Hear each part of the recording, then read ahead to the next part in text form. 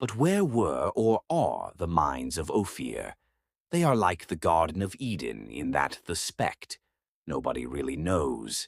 In Arabia, say some, others on the further side of India, and my friend Mr. Rider Haggard, in his fascinating romance of King Solomon's Minis, places them in darkest Africa.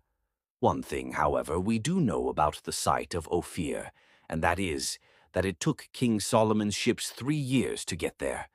3 years, think of it, and, providing all went well, 3 more to get back again, allowing 1 year for the digging, which, without our modern quick-action machinery, is not much.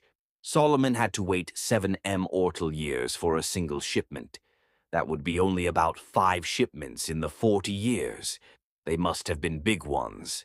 And what appalling obstacles! No trains or steamboats, no telegraphs or wireless, not so much as a post other.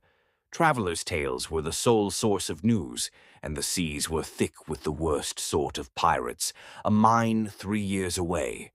Nowadays, you might as well tell your prospective investor that your mine was in the moon. Why, Weston, the pedestrian, walking 3.5 miles an hour, takes 3 months to travel 4,000 miles on railway ties and motor roads across this continent.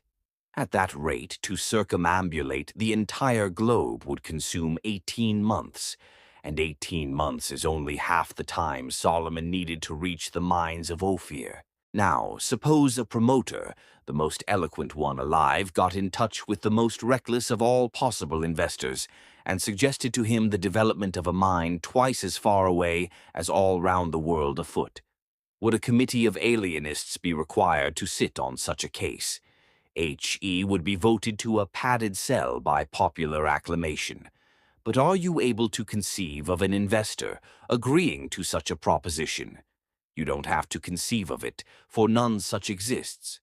Not today, nevertheless, one did exist 3,000 years ago. Was he a fool or a maniac?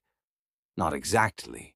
He was universally acknowledged to be the wisest of mankind, and his name was Solomon. King Solomon's legendary lost gold mine, the biblical Ophir that yielded much of the fabulous wealth of the Kingdom of Israel nearly 3,000 years ago, may have been found in Saudi Arabia. American and Saudi geologists working in a mountainous region between Mecca and Medina, known as Mand ad-Dahab, or Cradle of Gold, say they have found evidence that a long-known abandoned mine was probably the only one within range of ancient Israel capable of producing the quantities of gold attributed to Ophir. Although Ophir is mentioned in at least 4 books of the Bible, its precise location is never specified, and subsequent documents offer little more than speculation that Solomon's El Dorado was somewhere in India or southern Africa or the Urals.